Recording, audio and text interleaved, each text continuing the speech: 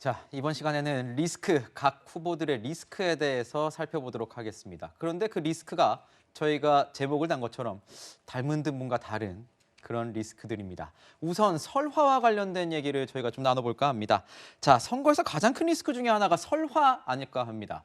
지금 거대 양당의 후보, 이재명 후보와 윤석열 후보 모두 뭐 1인 1망언, 1일 1싱언, 1일 1실언. 예, 발음도 좀 어렵네요.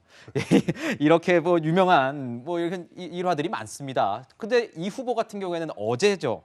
어제 이제 부산 지역에서 지역 차별성 논란이 있을 수 있는 발언을 해서 또 한 번 논란을 일으켰습니다. 들어보시죠. 부산 재미없잖아, 솔직히. 뭐 좀 재밌는데 예를 들면 강남 같지가 않은 측면이 있는 거예요. 그러니까 젊은이들은 똑같은 조건에서 보러 가고 싶어요. 그러니까 그보다 더 나은 환경을 만들어야죠. 예를 들어 부산의 매력을 계속 키운다.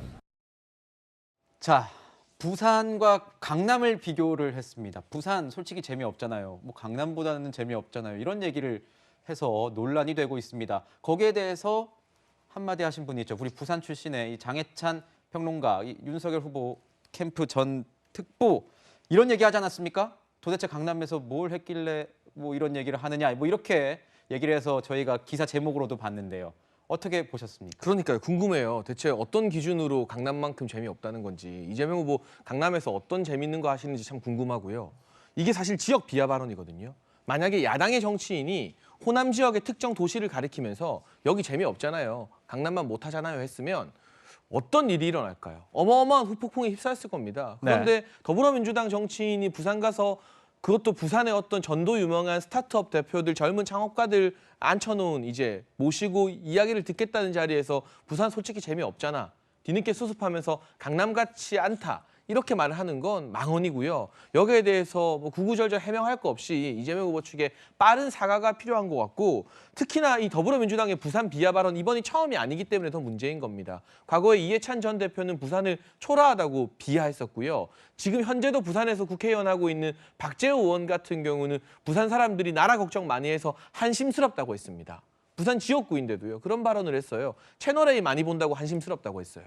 실제로 네. 그런 발언들이 포함되어 있었는데, 이렇게 잊을만 하면 다시 한번 부산을 비하하고 비난하는 더불어민주당의 어떤 부산 비하적인 어떤 본질적 문제가 있는 것이 아닌가, 부산 사람의 한 사람으로서 문제를 좀 심각하게 제기하고 싶고, 요즘 젊은 사람들은 오히려 강남보다는 더 다양한 도시 문화라던가 젊은 창업자들이 골목골목을 좀 매력적으로 꾸민 그런 색다른 장소를 더 많이 찾아갑니다. 그러니까 지역 비하 이전에 요즘 젊은 사람들의 트렌드나 젊은 사람들의 공감대도 전혀 이해하지 못한 발언이라는 것도 두 번째 문제인 것 같습니다. 네, 지금 이 후보의 발언에 대해서 야권에서는 이런 논평을 내놨습니다. 그러니까 더불어민주당의 지역 비하 DNA를 이재명 후보가 계승하려는 건 아닌지, 이렇게까지 얘기를 했는데요. 교수님, 사실 뭐 말 하나하나가 굉장히 중요하잖아요. 실언 한번 나오고 뭐 선거에 판이 뒤집히고 이런 경우들도 있고요.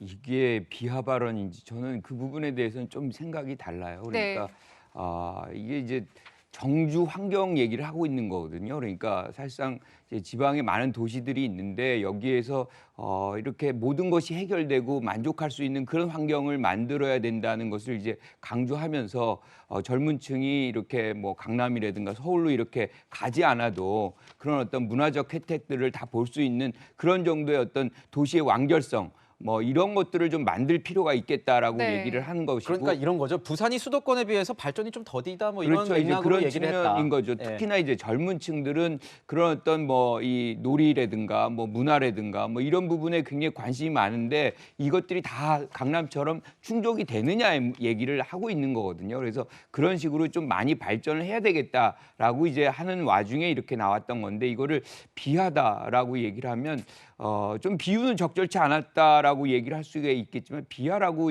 생각하기에는 조금 더 문제가 있다. 뭐 비하라고 동의하기 볼 좀 것까진 어렵다 아닌 것 생각입니다. 같다. 네. 뭐 이렇게 말씀해 주셨습니다.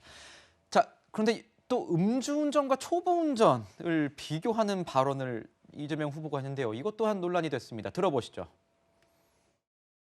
제가 이제 공인이 되기 전에 어쨌든 음주운전 전력으로 처벌받았죠. 저는 음주운전 경력자보다 초보운전 경력자가 더 위험하다고 생각합니다. 설거지를 많이 하면 아무래도 접시를 깬 경력이 늘어날 수밖에 없어요. 그러나 그런 걸 안전하게 하겠다고 초보, 신진들을 고용하면 위험하죠. 음주운전마저 궤변으로 떼우겠다는 것으로 보입니다. 음주운전도 내가 하면 별것 아니라고 하는 인식은 뼛속까지 내로남불 DNA를 승계한 민주당 후보답다는 생각이 듭니다. 윤창호법을 알고 있기는 한 겁니까? 네.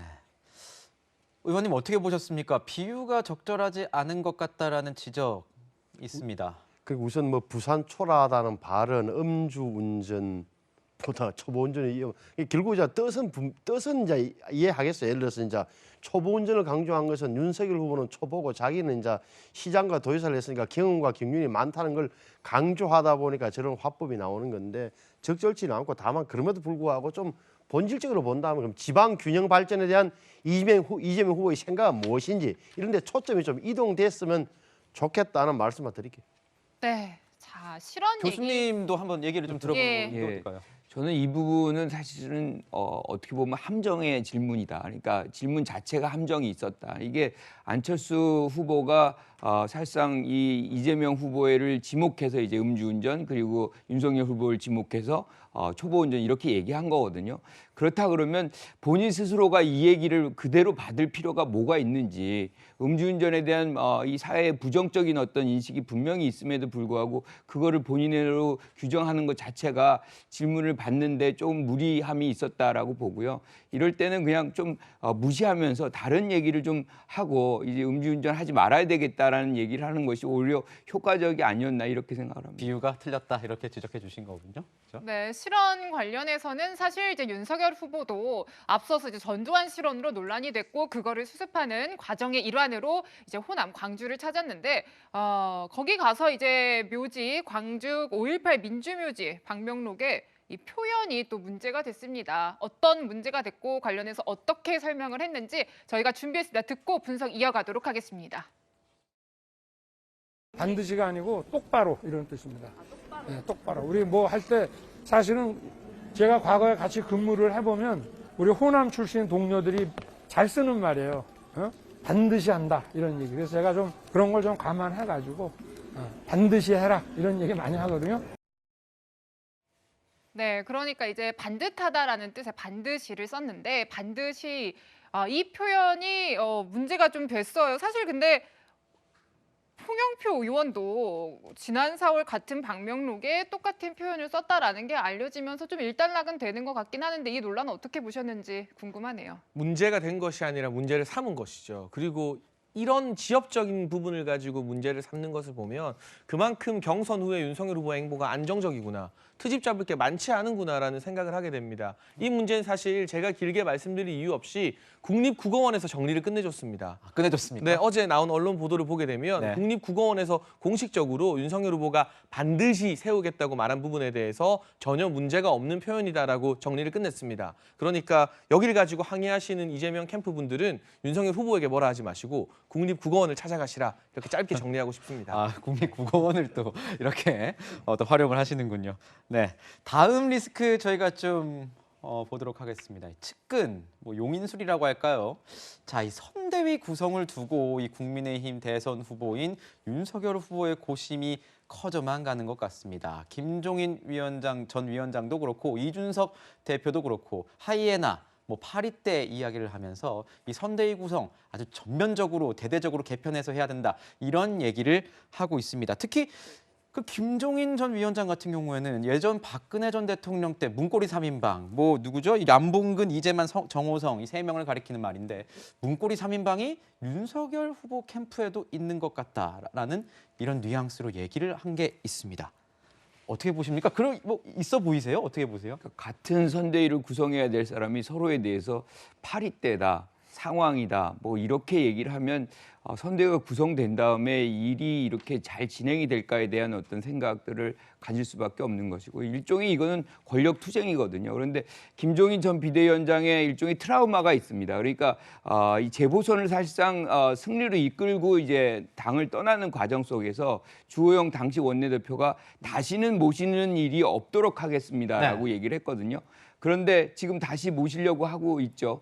그런데 이제 그런 상황을 그런 어떤 쫓김을 당하지는 다시는 않겠다는 것이죠. 그러니까 정권을 다 받아서 본인이 선대위를 구성하고 선거 이후에도 영향력을 계속 행사하겠다. 뭐 그런 취지가 여기에 이제 권력투쟁의 이 김종인 전 비대위원장의 생각이다. 이렇게 보는 거죠. 권력투쟁으로 보시는군요. 네. 네, 이 미묘한 선대위 구성 관련한 분위기, 이에 대해서 김종인 전 위원장의 생각은 어떤지, 또 이준석 대표의 목소리는 어떤지 저희가 모아봤습니다.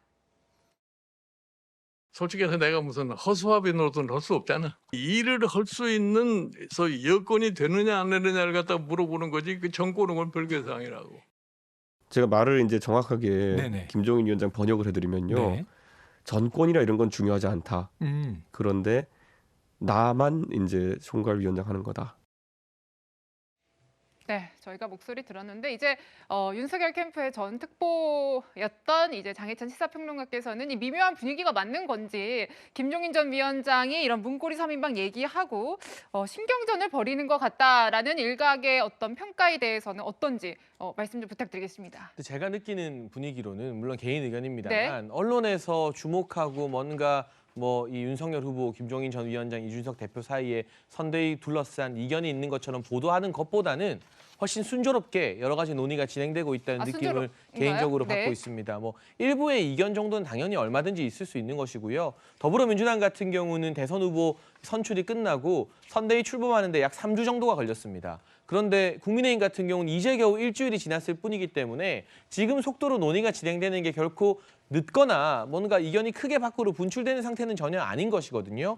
그리고 권성동 비서실장도 언론 인터뷰에서 분명히 말했습니다만 김종인 전 위원장이 정권을 요구한 적도 없다고 스스로 밝혔고 예. 어디까지나 모든 결정의 최종 이 의사결정 책임자는 대통령 후보인 것입니다. 그러니까 윤석열 후보만이 전권을 행사할 수 있는 것이죠. 다만 선거 과정에서부터 김종인 전 위원장의 지혜를 많이 빌려왔고 그분의 경륜이 이번 대선에서 필요하다고 보는 사람들이 많기 때문에 어떻게 하면 김종인 전 위원장과 함께 화합해서 이번 대선 정권 교체를 위한 중요한 이 선대위를 잘 구성할 수 있을까? 아주 미시적인 부분에서의 여러 가지 의견들이 오가고 있는 것이지 뭐 알력 다툼이 있다, 원톱이다 아니다, 전권을 두고 의견이 다르다 이런 부분은 좀 확대 해석이 아닌가 하는 생각이 많이 듭니다. 근데 저 궁금한 게요. 지금 총괄선대본부장이 어떻게 보면은 야전 사령탑 뭐 이런 야전 사령관 느낌인데 일각에서 들리는 이 소식에 의하면 총괄선대본부장 뽑지 않고 이런 뭐 정권 논란 이런 것 때문에 뽑지 않고 여러 가지 총괄 본부를 두는 형식으로 가겠다 뭐 이런 얘기도 나오는데 어떻게 지금 선대위 구성되고 있는지 좀 알고 계시는 게 있습니까? 그것도 제가 알고 있다기보다는 언론을 통해서 비친 내용을 토대로 유추해서 말씀을 드리자면 총괄 선대본부장이 기존의 관례대로 꼭 한 명일 이유는 없지 않는가. 왜냐하면 우리가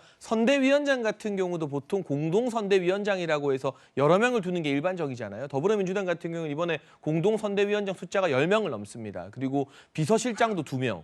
뭐 부실장도 4명 이렇게 굉장히 많은 사람들에게 권한을 분산하는 선대위 구성을 더불어민주당이 먼저 보여줬기 때문에 국민의힘도 또 탕평 인사 그러니까 경선 과정에서 윤석열 후보를 도왔던 캠프 인사뿐만이 아니라 네. 당이나 또는 당 밖의 여러 인사들을 통해서 외연을 확장하기 위해서는 한 사람에게 너무 많은 권한을 집중시키기보다는 이 본부장 직함 같은 경우는 보통 실무 책임자를 본부장이라고 많이 하거든요. 그런 부분에 권한을 분산시키면 여러 명이 외연을 확장하면서 참여할 수 있지 않을까 그런 차원에서 고민을 하고 있는 것 같습니다. 네, 이제 앞서서 이제 이재명 후보는 좀 더 일찍 선출이 됐으니까 아주 매머드급 선대위를 그때 구성했다라고 보도가 많이 나왔는데요. 그 선대위 구성의 면면을 보면은요, 교수님, 이른바 이재명 사람들이라고 얘기가 자주 언급되는 7인의 역할을 좀 맡고 있다고 하는데 어떤 역할로 구성이 되어 있습니까? 그러니까 사실은 초기부터 이 7명의 의원 그룹이 실질적으로 이재명 후보를 많이 도왔죠. 그러니까 네. 그 신뢰 관계가 굉장히 두터운 사람들이기 때문에 이분들이 실질적으로 이제 많은 주요 부분을 담당을 하고 있는 것이고요. 또 한 축은 경기도와 이제 성남시에서 같이 일했던 분들이거든요. 네. 이분들은 실무적으로 이제 굉장히 중요한 일들을 이제 맡아서 사실상 이 후보를 지원하는 그런 역할들을 하는 것이죠. 그래서 전체적으로 보면 이미 이제 이 후보의 선대위는 촘촘히 이제 구성이 됐고 그런데 우리가 실질적으로 이 선대위가 어떻게 구성이 되고 작동이 되느냐라고 본다 그러면 역대 어떤 다른 이제 선대위들 보면 실질적으로 소수가 운영을 해요. 그러니까 모든 사람들이 다 그 역할을 담당하지는 않습니다. 그래서 지금의 이제 국민의힘의 선대위 구성의 그 알력 다툼은 게임은 사실상 누가 주도권을 주느냐의 그런 게임인데 민주당은 그러한 어떤 문제점은 지금 없이 전개되고 있다 이렇게 볼 수 있을 것 같습니다. 네. 근데 의원님 보면은 이 측근 이재명 후보의 측근 중에 이 경기도에서의 측근 이 정진상 부실장 같은 경우에는 대장동 개발 특혜 의혹과 관련해서도 또 논란이 좀 일고 있는데 뭐 야당의 어떤 선대위 구성 못지않게 이 용인술 관련해서도 뭐 측근 관리와 관련해서도 여러 가지 얘기가 나오는 것 아니겠습니까? 그러니까 말이죠. 이게 이재명 후보 선대위 구성을 볼라치면 이낙연, 정세균, 추미애, 김두관 이런 경선했던 상대 후보들의 인적 자원도 다 흡수를 했는데 실제적으로 들어가 보면 포인트 요소마다 측근들이 배치돼서 사실상 의사결정 그들이 하는 것 아니냐는 생각을 할 정도로 대표적인 게 말씀하신 정진상 부실장이라 그러지만 비서실에 후보 비서실 부실장이지만 누구나 아는 대로 저기가 가장 말이 통하고 후보하고 직통 라인이구나 하는 느낌이 든다면 이재명 후보 자체가 뭐 측근 정도 네, 되면 그 실세가 되는 거죠. 근데 지금 국민의힘 말했죠. 관련해서는 주목해서 보셔야 될 게 이 대목이에요. 그러니까 그 김종인 전 위원장은 말 그대로 정권을 요구한 적이 한 번도 공개적으로 요구한 적이 없어요. 그러나 일할 여건이라는 말 속에 뭐가 들어가 있습니까? 그 선대위 인적 구성, 선거운동의 형식과 내용은 적어도 내가 지휘를 하는 게 당신의 승리에 훨씬 도움이 된다는 메시지를 던지는 거고 그 속에는 윤석열 후보가 지금까지 당내 경선에서는 당내 주력 부대를 흡수함으로써 쉽게 이겨냈지만 본선은 게임이 다르다는 거 아니에요. 그러니까 사람들을 완전히 바꿔야 된다. 그게 뭐냐? 윤석열 후보가 처음에 정치할 때 내세웠던 청년 중도 호남층을 잡으려면 지금 얼굴 가지고는 안 된다라는 그런 취지이기 때문에 제가 볼 때 어느 지점에서 접목이 돼야 되냐. 첫째는 그럼 김종인 위원장 도움 없이 대선 승리가 가능하냐. 그건 좀 아닐 거란 느낌. 그렇다고 해서 김종인 위원장만 있으면 선거 치를 수 있느냐? 그것도 아니잖아요. 네. 어느 선에서 저는 봉합이 되리라고 봐요. 네. 네, 사실 이제 이재명 후보가 인정한 측근이죠. 정진상 부실장 같은 경우는요. 근데 이 정진상 부실장이 유동규 씨와 통화를 했다. 압수수색 직전에요. 그 보도가 나온 이후에 이재명 후보의 소통 방식이 조금은 달라진 것도 같았거든요. 저희가 영상으로 준비했습니다. 한번 보시죠.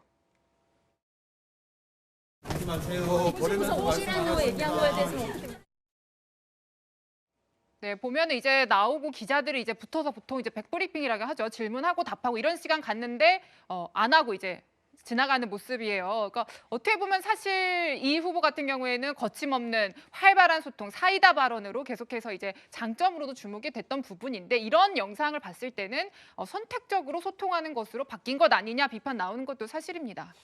그런 측면이 있었기 때문에 지금 비판을 받고 있는 거거든요. 그런데 저는 저런 이 기자들에 대한 어떤 질문들에 대해서 침묵을 하는 것은 오래가지 않는다고 생각을 해요. 그래서 곧 예. 이제 모든 질문들에 대해서 굉장히 활발하게 본인의 어떤 생각들을 전달하는 그런 형태로 네. 다시 바뀌리라고 저는 생각을 합니다. 네. 자, 이제 가족 리스크 한번 살펴보도록 할까요? 윤석열 후보를 겨냥한 벽화 또다시 등장했습니다. 벽화 보시면서 저희가 이야기를 좀 나눌 수 있을까요?